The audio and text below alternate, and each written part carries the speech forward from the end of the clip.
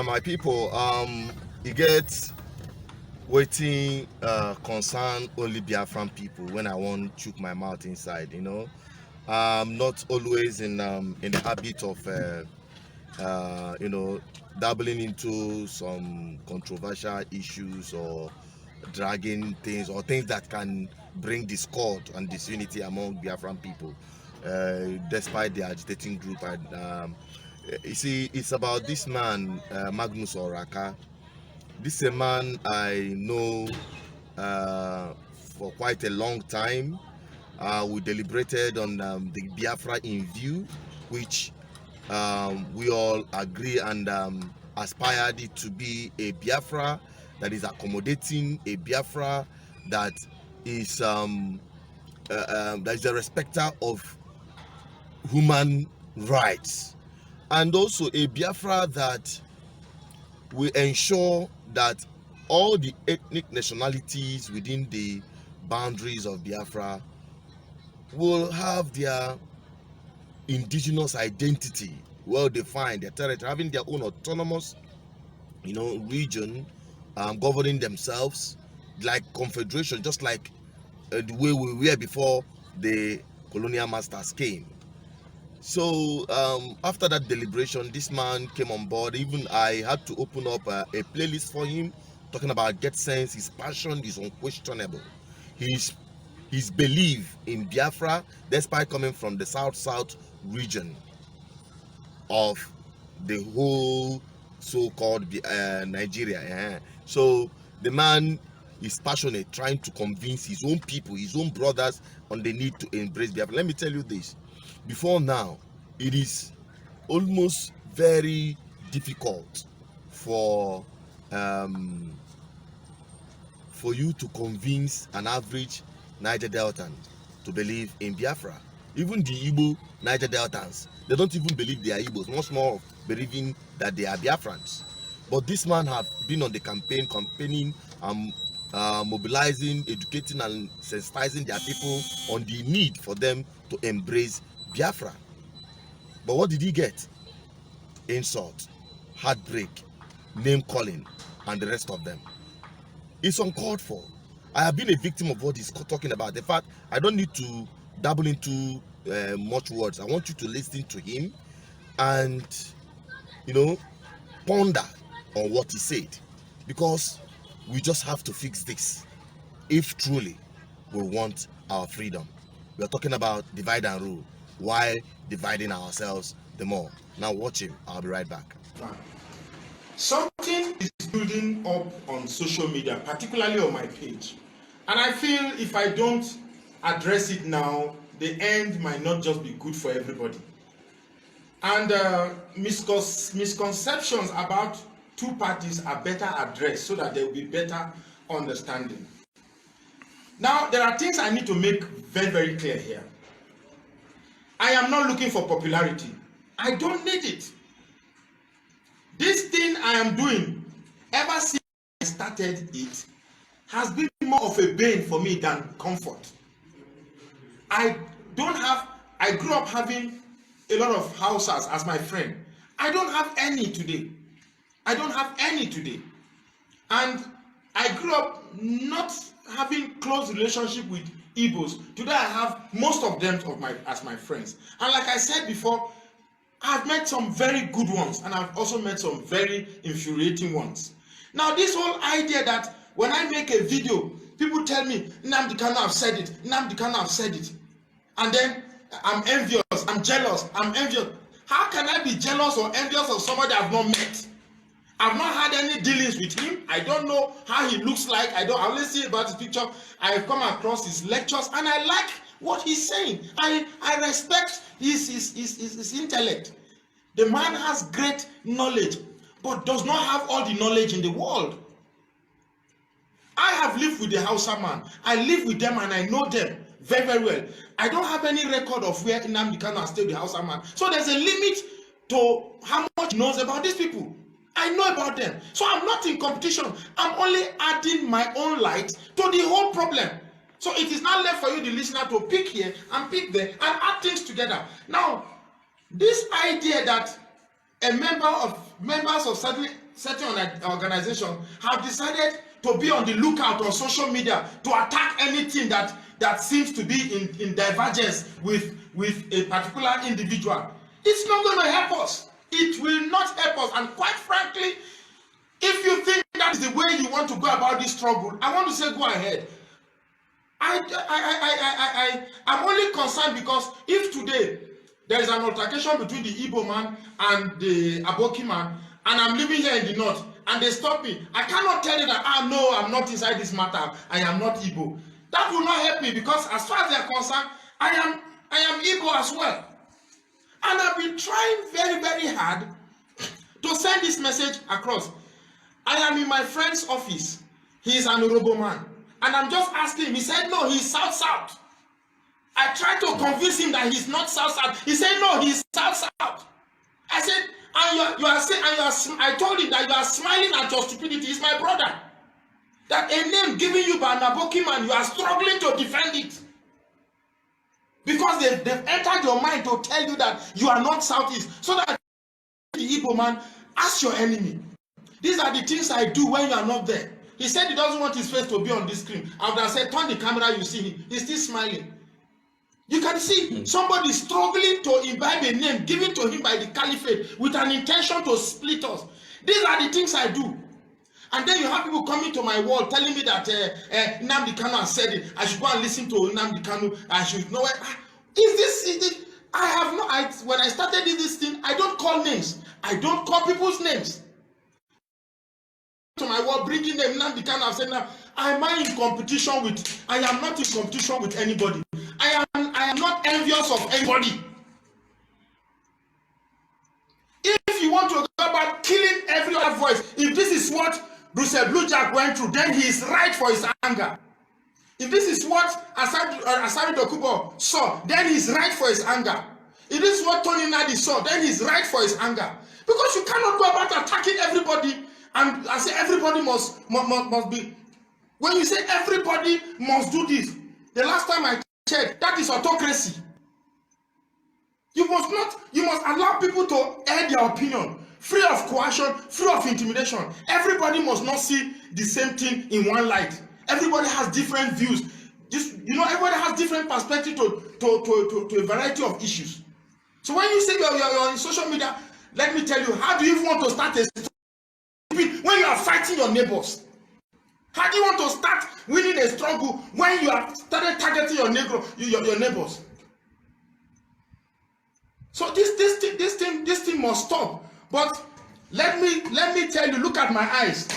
If you want this thing to be a fight, I am a typical warrior guy. Bring the fight on. Bring the fight on. If you want this thing to become a fight between two brothers, I am ready. Since that is all what you want. I have come here, I have not abused anybody. I only make a light and said that, look, allow everybody to air their opinion. Do not say somebody should not say this, or even if somebody repeats somebody's idea, it's not bad. It only emphasizes it to show that somebody else is also seeing the same thing that this man is seeing. But to say somebody should stop talking and allow only one person to talk so that only one person listens to it, it's wrong. And to say one is talking, one is envious, one is jealous, one is this, one is that, it's bullshit. Absolute bullshit. Where is all this nonsense coming? They say the apple does not fall far off from the tree. So if this is what being member of that organization, she only turns to be emotionally wrecked people that go out attacking and insulting and abusing everybody. This is not going to work. I am taking my time to do this, to tell you that 1, I am not here to make trouble. 2, I am not here to compete with anybody. 2, I love my orientation so much that I believe the solution that can save us is a merger between the Igbos and their neighbors. But if certain sets of Igbos are feeling that they are more Igbos than other Igbos, or they are more human beings than others, then I think it will be safe to say that the Igbos should go and find their own country, then we will find our own country. Because if they entered Isoko, Abi Ugeli, and killed people, of course it's not an Igbo man's problem. They enter Igbo and kill people very recently, about 17 people. Of course, it's not an romance problem. For how long can we begin to segment ourselves and put ourselves differently while they pick us up as minute differences? The man behind this camera is a man well above 30. He is before we started this video, he's fighting to be recognized as South. That I shouldn't tell him he's Southeast. He's not Southeast. But I told him, how did you come about South? Yeah, I don't know. But you could see that all he wants to know that he doesn't want to be with Igbo. But then again, don't blame him. Why does he not want to be with Igbos?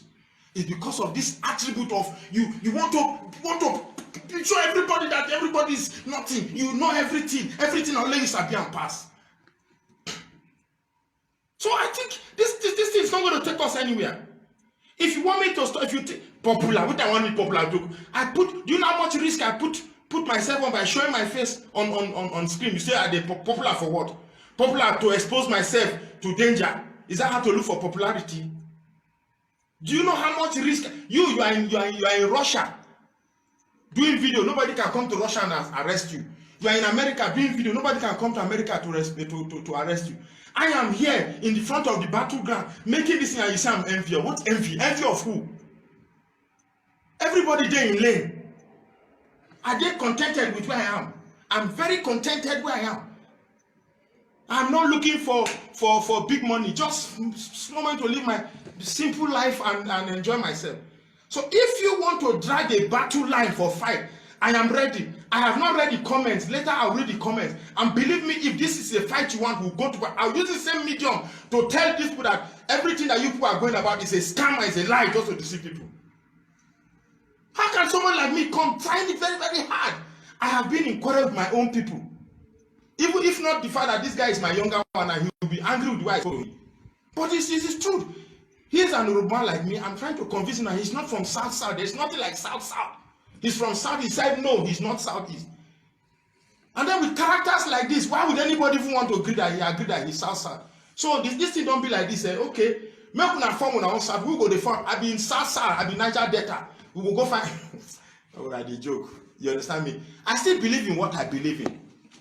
I am a Southeasterner. I'm not South. I'm a Southeasterner. So we should not endeavor. This quarrel is not. Don't pick a quarrel with me. I'm not your enemy. I'm not your enemy. I'm not looking to be in the same position with Nnamdi Kanu. I don't need it. I don't need it. I'm just here, just giving my own perspective to the whole thing. So don't think I'm here looking for anything. Please, I beg us. Please, I beg us. It's not necessary. Unasiam, everything he said there is, I will say, is the true nature of what some of us have already experienced in the hands of different agitating groups. Now, if I can show you something right here, how I wish you can see that. There's a mark somewhere here on my palm. There's a mark here on my palm. Do you know what happened to me? And some other bruises is a fight. In fact, I was almost lynched and killed by fellow Biafra agitators. I almost got killed. I and my partner. What were we preaching? We are preaching our indigenous identity as a people, as indigenous people of Biafra, and some other group who thought that here you are talking about Nnamdi Kanu, everything about IPOB is about Nnamdi Kanu. They lynched on me. They wanted to kill me. These are other groups, agitating groups of Biafra. Should that be? You know what happened that day? I just allowed it to happen. You understand? Because more abungotu and the other chisim inaba. I told I had to shield my partner, and some of my men took him off, and I confronted these guys. They almost lynched me to death. And when they saw, in fact, it got to the point that the police people almost came and other vigilantes. I told them, I shouted at the top of my voice, leave them. I am a Biafran. They are Biafrans, and they want to kill a fellow Biafran, and let the world see how united Biafrans are and how Biafra will look like. Even the policemen, they turned and left. I'm telling you what happened in 2014. And when I said that, it seems as some kind of spirit overtook them. The real spirit of Biafra captivated them, and they all lay down their weapons, their bottles, their sticks, and everything they want. They are beating me with. I have already injured my palm here and all that. And the experience wasn't funny. In fact, one of them said, wait, what this guy is saying is true. We are all Biafrans. Even if we are from different groups, why fight ourselves? They were the ones that bought waters. They were the ones that apologized to me, bought waters, cleaned me up, apologized, bought, you know, my drinks. I told them I have some little catch on me. We bought drinks, we bought food, we ate together there. And the people that were seeing us fight in the last minute now saw us eating and drinking together like brothers. And it changed a whole lot of things. I'm telling you what happened in 2014. I don't want to mention the actual group so that it doesn't mean that I am trying to. But I'm telling you, this is exactly what I'm telling you about my personal experience. And today, we are still facing such. Even if you are believing in Biafra, agitating for Biafra from any group whatsoever, that doesn't mean you should target another. As Nobudo Fuzo Kesi Ejonecha. And this freedom we are fighting, all of us are going towards one direction, the freedom of our people. You might have different views on how you're going to get it. If you cannot work with others, at least do not attack others. Concentrate on what you're doing. Maybe at the long run, when you are able, because it now looks like it's an Olympic game where we now take gold of who will get Biafra, or they can and actually win the cup. On again with a Biafra. This is the competition within and among various agitating groups, and that is why things are falling apart within the Biafra struggle. And now Mexico, and then Mexico headless chickens. This have to stop, and that is why I am making this video. And I think I've said too much. It is high time we start living the life of Biafra: justice, equity, and fairness, tolerance, love, without which we cannot achieve Biafra. That is the spirit of Biafra. And if you are not possessed by it, then you are not a true Biafran. I am a lenketa. Go tell me, go be novel. Or over Ugomeba, Neben Sieteka. One can nabata. Second Guachaluno, or Dempa. On a walunte, Yanolo, Efe, the voice of the ancestors, the voice of our people, the voice of the gods is telling you. I am Asuchino Peters. I am a Biafran. And I'm a Biafran from the core, and nothing can stop me from identifying myself by my indigenous identity. Okay, so I'll admonish you to keep faith alive, keep the flag flying. Do not allow anybody to dissuade you about Biafra. We must overcome, but we have to do things the right way. Keep subscribing to BVI Channel 1, keep liking, keep sharing, and don't forget the 1 million march. We must restore our homeland. Join People's Restoration Mission on the Facebook and subscribe to our YouTube channel to get valid information with respect to that campaign. Stay blessed and goodbye.